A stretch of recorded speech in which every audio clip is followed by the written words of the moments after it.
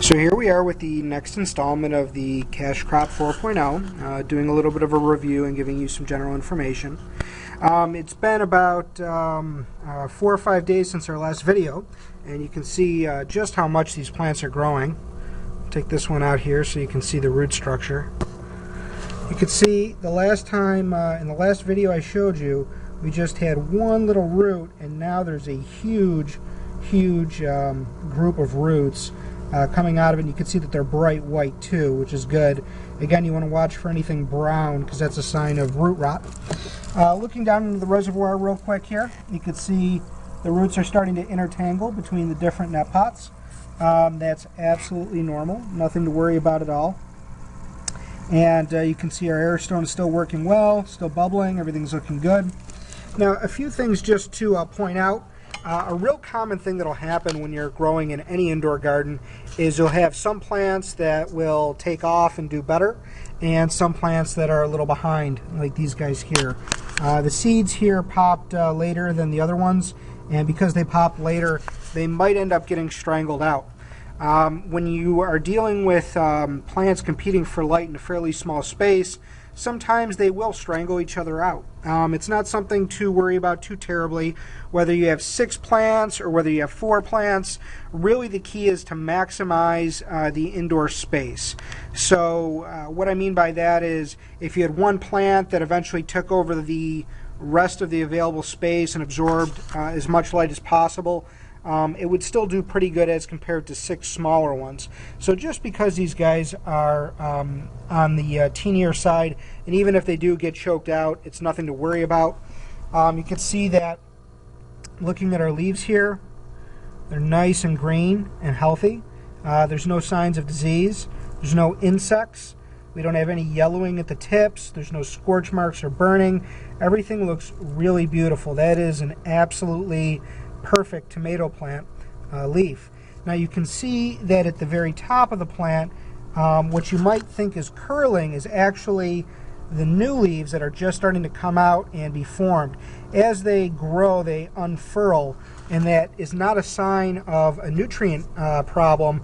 That's just the plant growing at a fast pace. So you always want to look for the leaves that are 1 or 2 internode lengths below the top level, and if those leaves look good, usually you're fine. Now, just to note too, as your plants grow, sometimes the leaves in the very lower area of your plant will turn yellow and fall off.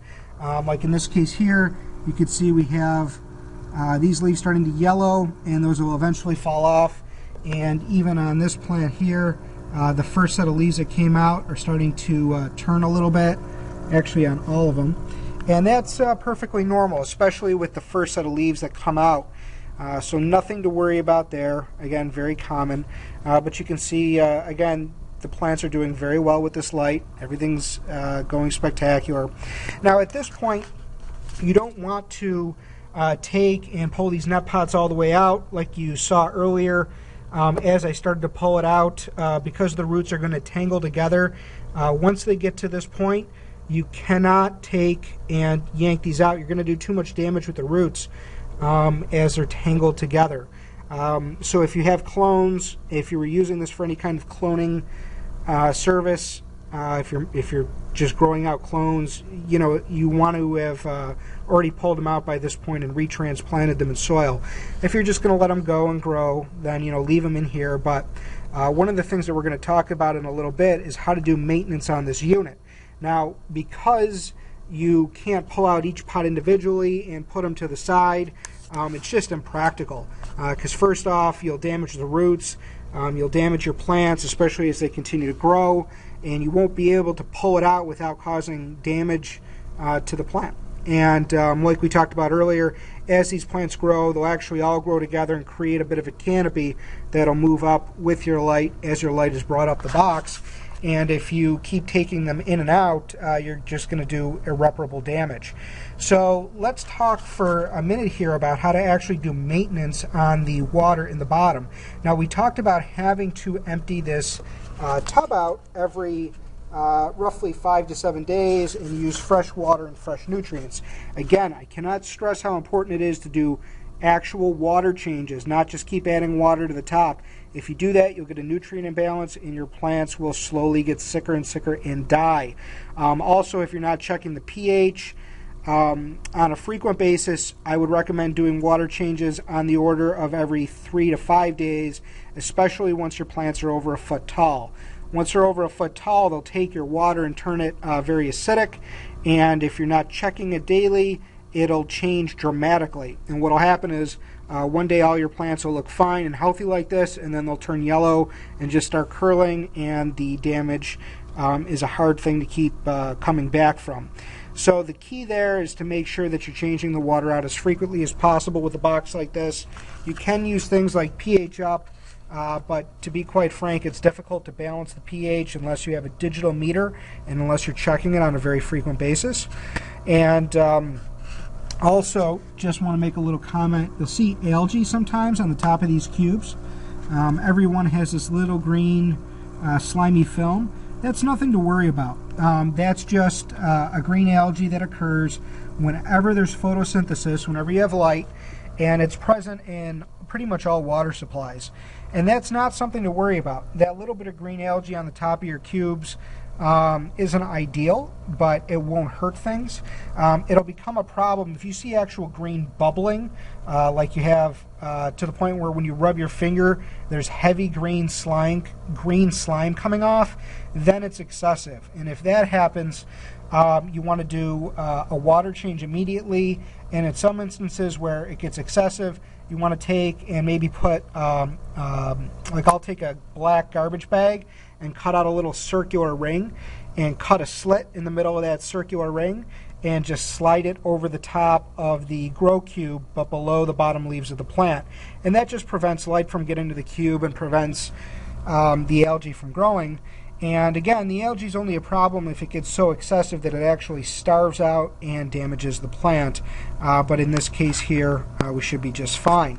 Again, as long as your water isn't loaded with algae, as long as it looks clear like this and everything looks healthy, it's just a minor inconvenience and not something that'll cause a major problem.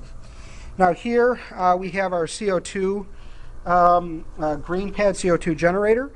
And what I do, I have a spray bottle here with water, and usually once to twice a day I take and just spray this. I like to spray it rather than dipping it because then you don't have to worry about water dripping off the bottom, and that can be kind of a pain. It can be messy. So just give this a little spray once or twice a day, and that'll boost your CO2 levels. That's an optional add-on with Dealzer, and it is worth getting and using once your plants get to about this size. It's really a good time now to start using it. You don't want to use it when they're first seeds because then it just doesn't make enough of a difference to count.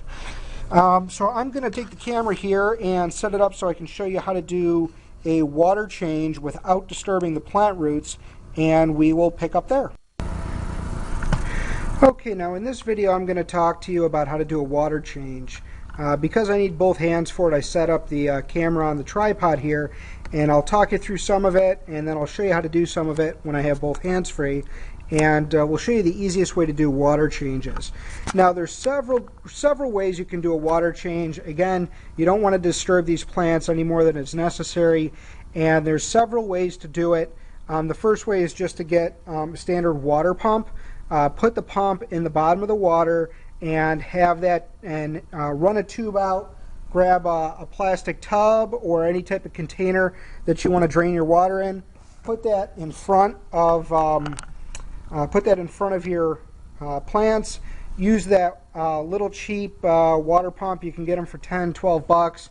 Drop that right in the water, plug it in, let the water pump drain it, and just do that. That's probably the simplest and easiest way to do it. However, for the poor man that may not have a water pump on hand, I'll show you an alternative method. You have to be a little more careful when you do this, but it does work well. So hold on just one moment here and I'll start to show you how. The first thing that we're going to do is we're actually going to use the tube that's present from your air pump. Disconnect the air line, and you can see that it's just a standard 1/4-inch tube.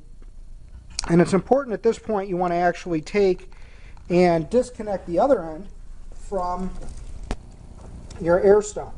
the air stone will be in the water, which you can see here, and we're going to take and pop the air stone off. The reason being, we're going to use this tube to act as a water drain, and if that air stone's on there, it will effectively cause problems. So what you're going to do, you have to make sure that this tube is actually down in the bottom of the reservoir below the water line, and if you don't hold it down with your hand, what will happen is it will keep floating to the top. So it's very important that you, when you lift this lid, you take and push your air tube all the way to the bottom, and then you're going to take this tube here and you're going to actually have to suck on it with your mouth. I know that sounds kind of gross, but it is just water and fertilizer. It will not hurt you or harm you in any way beyond it being a minor inconvenience. But all you do is suck on it for just about a quarter of a second and take the other end of it and put it in the tub.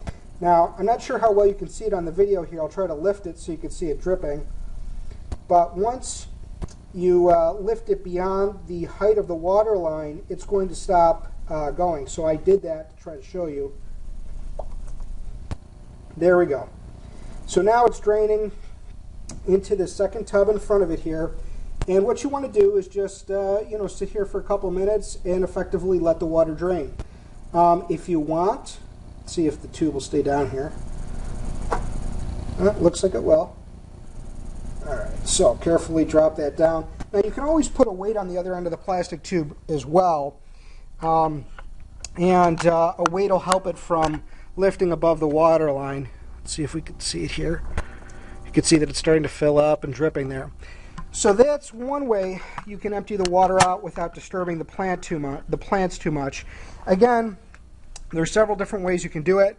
I've seen some people where they'll take the lid with the plants off, pull the green tub out, dump it, and then put it back in. And you can get away with that when your plants are this height because you can lift the whole lid without really disturbing these plants too much.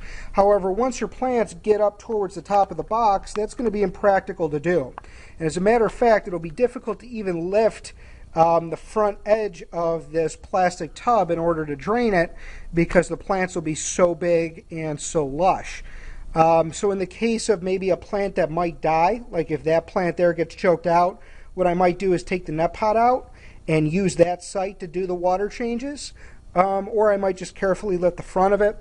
Or you can take that water pump I spoke about earlier, any small water pump, and place that in the bottom of the reservoir and just leave it in there. It won't hurt anything. And just run the plug, the electric plug, over the side and just leave it disconnected until you're ready to drain the tub. And when you're ready to drain it, just plug it in and let the little motor dump it into a tub. Again, this way here works too. You don't have to buy anything additionally. However, you do have to suck on it with your mouth a little bit, so you do have to do that siphon. You can use something like a syringe. You can suck on it with a syringe, and it'll that vacuum will work too. However, it's just, again, you have to have a syringe. This you can do without having any other items, and it's a good way to drain your tub. So again, make sure you're draining frequently, and don't forget when you're done to put the air stone back on. If you don't put the air stone back on and plug it back into your air pump up here, you'll have issues with root rot and low oxygenation. So make sure to do that as well, and make sure, of course, to refill your water level to the line and use a really good fertilizer like Moondust. Moondust came with the cash crop. Again, can't speak highly enough of it. It's a very good all-in-one fertilizer. You just increase the concentration as you go from start to finish to increase your plant size. It's everything that your plants need, and it's a nice all-in-one product. Now, on the note of organic versus inorganic fertilizers, something that people will say, and I'll hear a lot, is, hey, organics are the way to go. They're better. The plants taste better. The tobacco smokes better.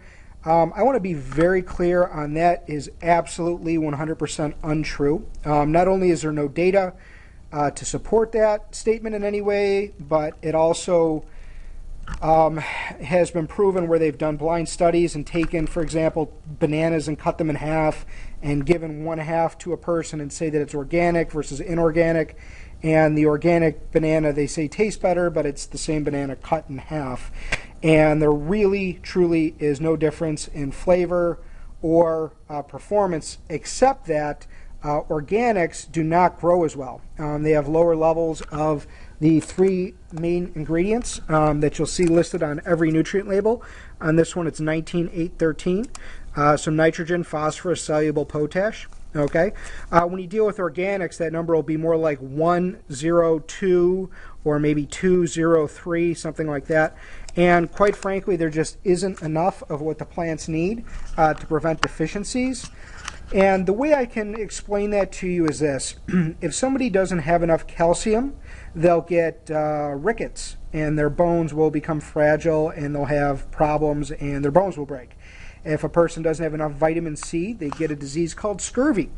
It doesn't matter whether they get that vitamin C from a lemon or whether they get it from what's called ascorbic acid, which is another word for vitamin C that you find in a Flintstone vitamin for children.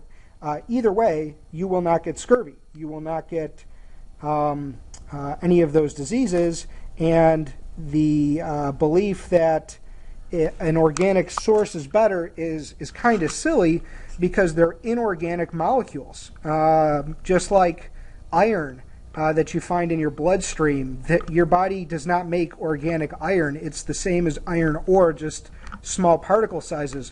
What these plants use are inorganic nutrients. They're inorganic components that have no organic element. There's no carbons associated with it. There's nothing truly organic about it. It just means that an animal's pooped it out. So whether you feed a roll of copper pennies to a cow and he poops them out and now they're organic copper pennies, they're still just copper pennies. So I guess my point is, don't get sucked into the organic fad, because what'll happen is your plants will not grow as fast or as well, your yields will hurt, and ultimately you'll just be spinning your wheels. The problem with organics too is they tend to have heavier clogging elements that can sometimes screw up air stones and filters and cause all kinds of other problems that you don't get with inorganic fertilizers. For any of those of you that have concerns over social impact and fertilizer runoff, the irony is that it takes a whole lot more organic fertilizer to do the same thing as inorganics. So what might be a gallon of organic fertilizer might be 4 tons of cow manure to produce the same result. So what happens is farmers that grow organically actually produce more waste and cause more environmental damage than those that grow with standard inorganic fertilizers. Again, you still need to use it responsibly, but there is a big amount of social confusion that I just wanted to clarify there. Don't get sucked up into the organic fad. There's nothing magic or special about it. Now, on the issue of pesticides and herbicides, yes, some of them are toxic, some of them are dangerous, some of them work well, some of them don't. That's a much bigger issue than fertilizers being organic or inorganic. Again, for your little unit here, though, you have everything that you need with the Moon Dust, so no worries there. And as you can see, we're not even that far in, only about 2 weeks, and we've already got some great plants growing. So if you're looking for this unit and others like it, go to, I think it was Dealzer.com. Let me show you. Got a business card that came with the unit when I bought it. It says Patacaw Hydroponics by Dealzer, Dealzer.com, 888-HYDRO-81. So I'm doing this little review for them, and you guys can get an idea of what you're in for when you buy the unit. It works great so far. Thank you.